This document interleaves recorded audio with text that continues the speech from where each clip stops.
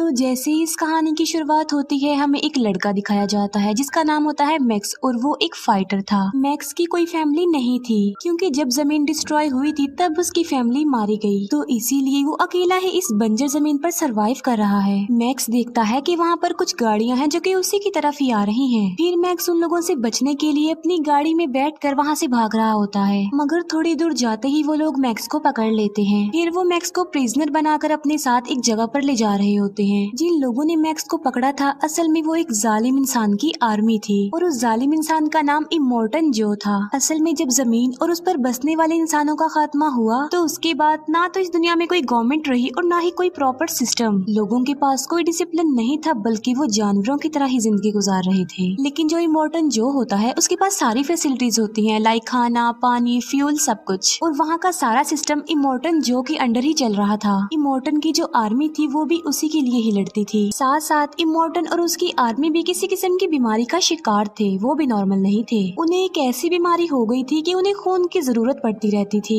ये सारी आर्मी इमोर्टन को अपना गॉड समझती थी क्योंकि उनके पास एक फ्यूल ही था जो उनकी सबसे बड़ी दौलत थी। इसके अलावा ऐसी जमीन पर कुछ भी नहीं था, खाने पीने की किल्लत थी। इमोर्टन के कबीले के अलावा वहाँ पर बाकी और कबीले भी रहते थे जो कि आम लोगों के कबीले थे। जब वो लोग मैक्स को बंदी बनाकर वहाँ पर लाते हैं तो वो उसकी कमर पर ये मेंशन कर देते हैं कि ये यूनिवर्सल डोनर है क्योंकि उसका ब्लड ग्रुप ओ नेगेटिव था। मैक्स उन लोगों से बचकर भागने की कोशिश भी करता है लेकिन वो पकड़ा जाता है। फिर हम इमोर्टन जो को बाहर आता देखते हैं जो कि इंसान तो बिल्कुल नहीं था क्योंकि उसकी पूरी बॉडी की स्किन काफी अजीब थी, और सांस लेने के लिए उसने मुंह पर काफी बड़ा और क्रीपी सा मास्क भी लगाया हुआ था क्योंकि इमोर्टन का लीवर और लंग्स डिसेबल थे, इसी वजह से उसे सांस नहीं आता था। तो जैसे वो बाहर आता था लोग उसके नाम के नारे लगाते थे। तब थोड़ी ही देर के लिए वो लोगों में पानी छोड़ता है, लोग पानी पर टूट पड़ते हैं, और जब भी इमोर्टन का दिल चाहता तो वो उस पानी को बंद भी कर देता था। इसके बाद हम एक फीमेल कैरेक्टर को देखते हैं जिसका नाम फिरोसा था। फिरोसा असल में इमोर्टन की बेटी थी, साथ साथ वो कमांडर भी थी इमोर्टन की आर्मी की। फिरोसा कोई डील करने के लिए करीबी इलाके में ही जा रही होती है अपने साथियों के साथ क्योंकि काफी कुछ बदल चुका था और सरवाइव करना मुश्किल हो रहा था। इन लोगों ने अपनी गाड़ियों को जंग के लिए ही डिजाइन किया हुआ था। फिरोसा जो कि एक टैंक ट्रक चला रही होती है, बाकी उसके साथी उसे फॉलो कर रहे थे। प्लान के मुताबिक जहाँ पर फिरोसा ने जाना था वो वहाँ पर तो नहीं जाती बल्कि अपना रास्ता बदल लेती है। इमोर्टन देख लेता है कि फिरोसा अपना रास्ता बदल चुकी है। उसे अपनी बेटी फिरोसा पर डाउट होने लगता है, इसीलिए वो एक चेम्बर में जाता है। वहाँ जमीन पर लिखा होता है कि तुम्हारे बच्चे वॉर लीडर नहीं बनेंगे। दरअसल इमोर्टन की 4 वाइफ्स थी क्योंकि इमोर्टन अपनी नस्ल बढ़ाना चाहता था और उन्हें फाइटर बनाना चाहता था, लेकिन फिरोसा इमोर्टन की वाइफ्स को भी अपने साथ कहीं पर ले जा रही होती है। इसके बाद इमोर्टन अपनी आर्मी को एक्टिवेट कर देता है क्योंकि इमोर्टन को रियलाइज हो चुका था कि फिरोसा बगावत पर उतर आई है। इमोर्टन की जो आर्मी थी वो उसके लिए लड़ने मरने को तैयार थी। इमोर्टन की आर्मी में जो सबसे ज्यादा इमोर्टन को मानता था उसका नाम न्यूक्स था। न्यूक्स को भी वो बीमारी थी जब खून की जरूरत पड़ती है किसी को। जो भी इमोर्टन्स की वाइफ्स को वापस लाएगा वो तो इमोर्टन्स की नजर में अच्छा बन जाएगा, इसीलिए न्यूक्स यहाँ पर सबसे ज्यादा खुद को प्रूव करना चाहता था। यहाँ पर हम देखते हैं कि मैक्स का ब्लड न्यूक्स में ट्रांसफर हो पा रहा था। इस वजह से न्यूक्स काफी खुश था क्योंकि उसे खून की जरूरत जो थी। इसी वजह से वो मैक्स को भी अपने साथ ही ले जाता है। वो मैक्स को गाड़ी के साथ बांधकर लेकर जा रहा था और उसके फेस पर क्रीपी सा आयरन मास्क भी उसने लगा दिया था। इमोर्टन की आर्मी फिरोसा का पीछा करने लग जाती है। इन लोगों की जिंदगी का मकसद अब सिर्फ वॉर ही रह गया था। ये लोग जंग को काफी इंजॉय करते थे, इसीलिए जब भी ये लोग जंग पर जाते थे वो म्यूजिक लगा कर जाते थे। साथ साथ उनके पास बहुत ही खतरनाक किस्म के वेपन्स भी होते थे। फिरोसा जब अपनी मंजिल की तरफ आगे बढ़ रही होती है तब एक और कबीला उस पर अटैक कर देता है क्योंकि जितने भी लोग वहाँ पर जंग करने आए थे इस जंग के पीछे हर एक का अपना ही मकसद छुपा हुआ था। इमोर्टन अपनी वाइफ्स के लिए फिरोसा से जंग करना चाहता था और वो कबीला उस टैंक के लिए जो कि फिरोसा के ट्रक पर लगा हुआ था क्योंकि उसमें पेट्रोल जो था जो उन लोगों की दौलत समझा जाता था। न्यूक्स अपनी गाड़ी को काफी तेज चलाता है और देखते ही देखते वो फिरोसा के करीब भी पहुंच जाता है, लेकिन फिरोसा उसकी गाड़ी को हिट कर देती है। तभी डस्ट का एक बहुत बड़ा तूफान आ जाता है जो कि उन लोगों की तरफ ही बढ़ रहा था। न्यूक्स जो कि फिरोसा के ट्रक के इतना करीब आ चुका था क्योंकि फिरोसा को वो हर हाल में पकड़ना चाहता था। इवन वो सुसाइड बॉम्बर का यूज करने का भी सोचता है ताकि वहाँ पर ब्लास्ट हो और फिरोसा का ट्रक रुक जाए। ये लोग डस्ट के तूफान में ही आगे बढ़ जाते हैं। मैक्स को पता था कि ब्लास्ट की वजह से वो भी मारा जाएगा, इसीलिए वो न्यूक्स को ऐसा करने से मना करता है। तभी देखते ही देखते न्यूक्स की गाड़ी क्रैश हो जाती है। इसके बाद हम तूफान थम जाने के बाद का सीन देखते हैं कि मैक्स को होश आ गया है, लेकिन स्टिल उसके फेस पर वो आयरन मास्क लगा हुआ था, साथ साथ वो न्यूक्स से भी बंधा हुआ था। वो न्यूक्स को उठाता है और आगे बढ़ जाता है। वहीं पर मैक्स को फिरोसा का टैंक ट्रक खड़ा हुआ दिखाई देता है और वो उसी के पास जाता है। वहाँ पर वो इमोर्टन की वाइफ्स को देखता है। इमोर्टन की एक वाइफ प्रेग्नेंट होती है। मैक्स उन लोगों पर बंदूक तान देता है और उन्हें प्रिजनर बना लेता है। मैक्स सबसे पहले उनसे पानी की डिमांड करता है और वो लड़कियां उसे पानी वाला पाइप दे देती हैं। इसके बाद जिस चेन से मैक्स बंधा हुआ था वो उसे काटने के लिए उनसे कटर भी मांगता है। इमोर्टन की एक वाइफ मैक्स की हेल्प करती है। वो उस चेन को काटने की कोशिश करती है लेकिन उसे कुछ नहीं हो पाता। फिरोसा देखती है कि इमोर्टन ने आसपास के लोगों को भी अपने साथ मिला लिया है और वो उसी की तरफ ही बढ़ रहा है। अब क्योंकि फिरोसा के पास टाइम नहीं था, वो यहाँ से निकलना चाहती थी, इसीलिए वो मैक्स पर अटैक कर देती है। मैक्स फिरोसा से मुकाबला करता है, उसे काफी मारता है। इसी दौरान न्यूक्स को होश आ जाती है और वो भी फिरोसा पर अटैक कर देता है। न्यूक्स मैक्स की हेल्प करते हुए एक कटर से उसकी चेन काट देता है। मैक्स फिरोसा का टैंक ट्रक लेकर वहाँ से भागने की कोशिश करता है, लेकिन थोड़ी दूर ही जाते ही वो टैंक ट्रक रुक जाता है और वो स्टार्ट ही नहीं हो रहा था। असल में फिरोसा ने अपने टैंक ट्रक में एक कोड लगाया हुआ था और उस कोड को हर थोड़ी देर बाद एक्टिवेट करने की जरूरत होती थी और तभी वो ट्रक चलता था और वो कोड सिर्फ और सिर्फ फिरोसा को पता था। इसीलिए वो सब लोग टैंक ट्रक की तरफ भागते हैं और मैक्स को ये सारी बात बता देते हैं। यहाँ पर मैक्स कहता है कि मैं सिर्फ फिरोसा को ही अपने साथ लेकर जाऊंगा क्योंकि इमोर्टन अपनी वाइफ्स की वजह से उनका पीछा कर रहा है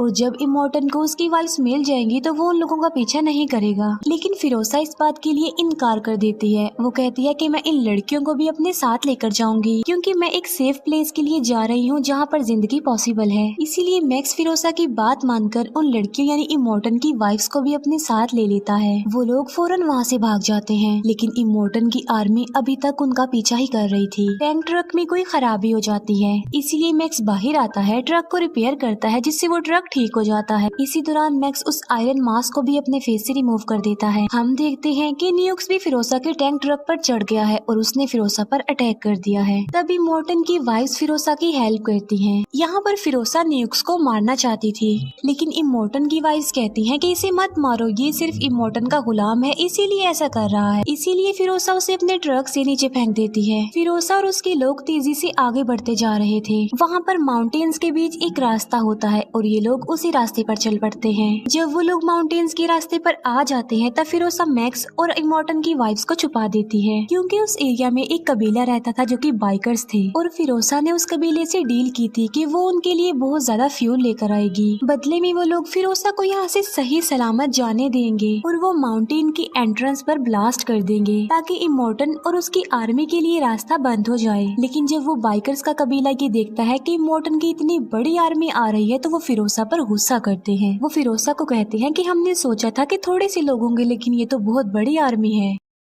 अब फिरोसा को अपनी डील यहाँ पर खतरे में पड़ती हुई नजर आ रही थी, इसीलिए वो मैक्स को पहले ही सब कुछ बता चुकी थी कि आगे क्या करना है और उसने मैक्स को वो सीक्रेट कोड भी बता दिया था। जब फिरोसा को खतरा महसूस होता है तो वो मैक्स को इशारा करती है कि वो वहाँ से भाग जाए। मैक्स बिल्कुल ऐसा ही करता है। वो टैंक ट्रक को लेकर वहाँ से भाग रहा होता है। जो बाइकर्स का कबीला होता है वो भी वहाँ पर ब्लास्ट कर रहे होते हैं क्योंकि उन्हें अंदाजा हो चुका था कि मॉर्टन और उसके साथी एंटर होने वाले हैं उनके एरिया में। फिरोसा अपने टैंक ट्रक पर चढ़ने की कोशिश करती है लेकिन एक बाइकर उस पर अटैक कर देता है, लेकिन फिर भी किसी तरह फिरोसा बच जाती है। अभी मॉर्टन के लिए तो रास्ता ब्लॉक हो चुका था लेकिन ये लोग अपनी मंजिल की तरफ आगे बढ़ रहे थे। लेकिन वो बाइकर्स फिरोसा का पीछा करते हैं क्योंकि उन्हें पता चल चुका था कि फिरोसा के साथ कोई और भी है, जबकि फिरोसा ने कहा था कि सिर्फ वो ही अकेली यहाँ से बचकर जाएगी। ये मॉर्टन और उसकी आर्मी बंद रास्ते से ही आगे बढ़ने की कोशिश कर रही है। वहीं पर मॉर्टन न्यूक्स को देख लेता है और वो उससे भी अपने साथ शामिल कर लेता है, जबकि वो बाइकर्स फिरोसा और उसके साथियों का पीछा कर रहे थे उन्हें पकड़ने के लिए। वो बाइकर्स टैंक ट्रक में आग लगाने की कोशिश करते हैं लेकिन फिरोसा और मैक्स उनका काफी मुकाबला करते हैं। इमोर्टन टैंक ट्रक के पास आकर फिरोसा को शूट करने वाला होता है। तभी वो प्रेग्नेंट लेडी इमोर्टन के सामने आ जाती है। अब क्योंकि वो इमोर्टन की बच्चे की माँ थी इसीलिए इमोर्टन उसे कुछ नहीं कहता, उसे छोड़ देता है। अब न्यूक्स क्योंकि इमोर्टन के साथ था इसीलिए वो फिरोसा के टैंक ट्रक पर चढ़ने की कोशिश करता है। अब न्यूक्स के हाथ पर एक चेन लगी हुई थी जिसकी वजह से वो एक जगह पर अटक जाता है और उसके हाथ में एक गन भी थी वो भी गिर जाती है। इमोर्टन जब ये सब कुछ देखता है तो उसे काफी गुस्सा आ जाता है। उसी आर्मी में इमोर्टन का एक जायंट भी था जो कि असल में इमोर्टन का बेटा था। वो जायंट थ्रोअर वेपन से उन पर अटैक करता है और वो थ्रोअर जाकर सीधा टैंक ट्रक के स्टीयरिंग पर लगता है। थ्रोअर की वजह से स्टीयरिंग निकलने वाला हो जाता है, लेकिन तभी प्रेग्नेंट लेडी एक कटर से उस चेन को काट देती है जो कि थ्रोअर के साथ लगी हुई थी। अब ट्रक दोबारा से मैक्स के कंट्रोल में आ गया था, लेकिन वो प्रेग्नेंट लेडी बाहर ही गिर जाती है। पीछे से इमोर्टन की गाड़ी आ रही थी। अब क्योंकि वो प्रेग्नेंट लेडी को मारना नहीं चाहता था, इसीलिए वो अपना स्टीयरिंग घुमा लेता है। इमोर्टन अपनी प्रेग्नेंट वाइफ के लिए वहीं पर रुक जाता है, जबकि फिरोसा और उसके साथ ही आगे बढ़ जाते हैं। इमोर्टन की एक वाइफ पीछे आती है और वो वहाँ पर न्यूक्स को देखती है।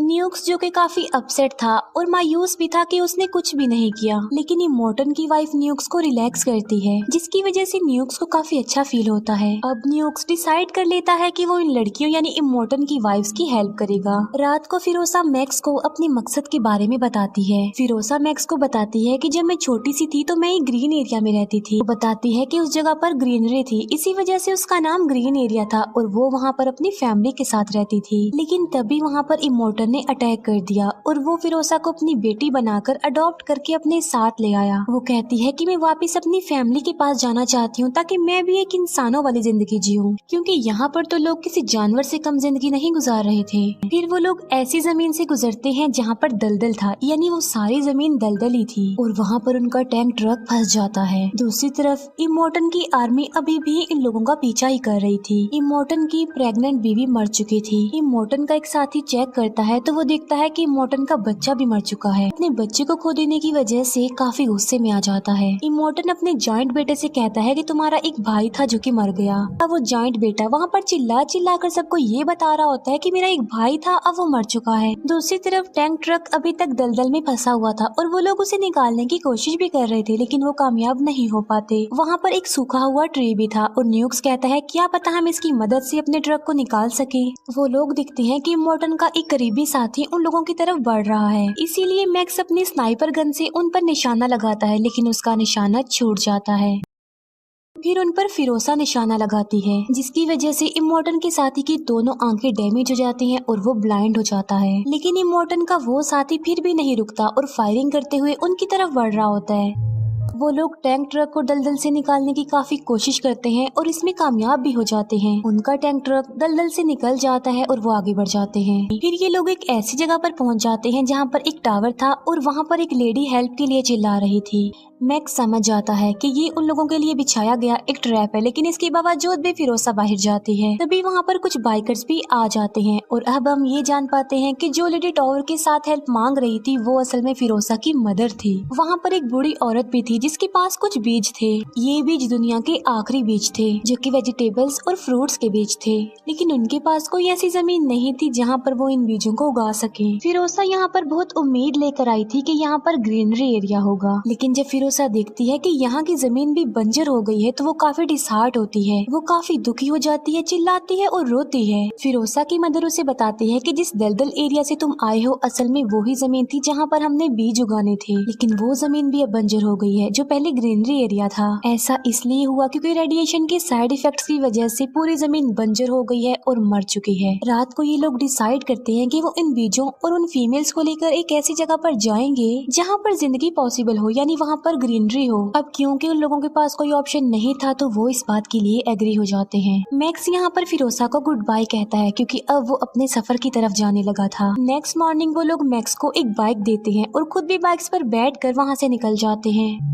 लेकिन फिर मैक्स को उसकी फैमिली की विजन्स आने लगते हैं जो ये कहना चाह रहे थे कि फिरोसा और उनके लोगों की हेल्प करो। तभी मैक्स का इरादा चेंज हो जाता है और वो बाइक पर बैठकर उन लोगों के पास आ जाता है।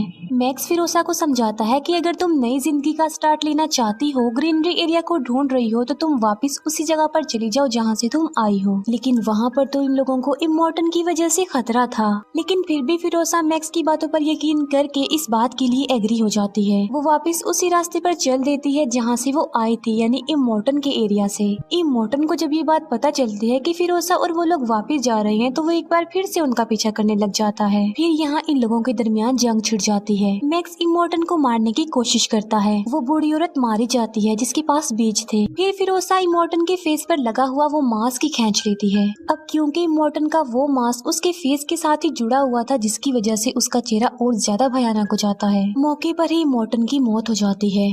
फिर यहाँ पर न्यूक्स खुद को सेक्रीफाइस कर देता है, वो अपनी गाड़ी को ही ब्लास्ट कर लेता है। इसी बीच फिरोसा भी काफी इंजर्ड हो जाती है, लेकिन वो अपने एरिया तक अब पहुँच चुकी थी। इमोर्टन की आर्मी को जब ये बात पता चलती है कि इमोर्टन मर चुका है तो वो काफी खुश हो जाते हैं। वो देखते हैं कि फिरोसा वापस आ गई है, इस बात से वो काफी हैरान रह जाते हैं और अब वो फिरोसा को अपना लीडर मान लेते हैं और उसे ऊपर ले आते हैं। फिर यहाँ पर मैक्स अपने रास्ते अपनी मंजिल के लिए आगे बढ़ जाता है और फिरोसा उसे जाता हुआ देखती है। फिर हमें उस जगह का एक एरिया दिखाया जाता है जहाँ पर ग्रीनरी थी। अब क्योंकि फिरोसा उनकी लीडर बन चुकी थी तो आगे जाके वो सब कुछ सही कर देगी। इसी के साथ ही ये मूवी यहीं पर एंड हो जाती है। Thank you for watching.